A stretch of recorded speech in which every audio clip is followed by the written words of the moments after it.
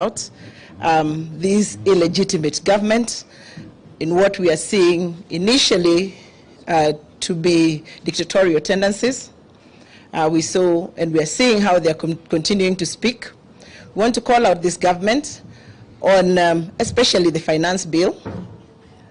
If you look at the finance bill, for a government that has been saying they have women at the core of their government, you look at clause 17, like what our vice captain has said, women groups will now be considered as businesses, attracting a 30% tax. And the story of Mount Kenya, especially those of us who have grown up in Mount Kenya, is that as our fathers were working, our mothers are very involved in chamas and in merry-go-rounds.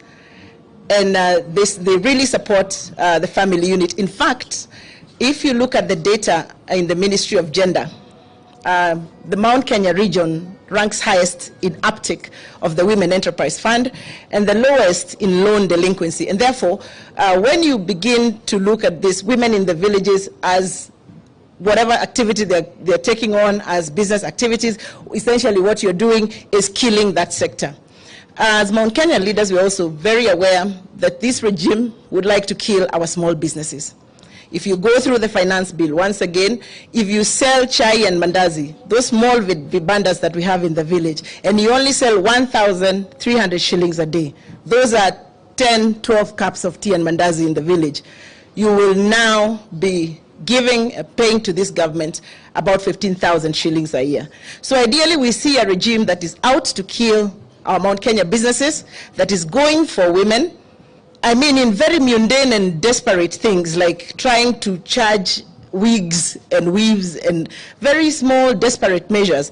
Most of those businesses that sell those wigs and do those beauty activity are owned and run by women.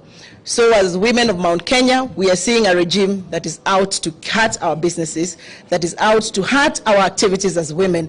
And therefore, we want to call them out at these very early opportunities to tell them we will not stop to say that, and we will not be intimidated to say that for an illegitimate regime, I think you have a lot of guts to do what you're doing. I thank you very much.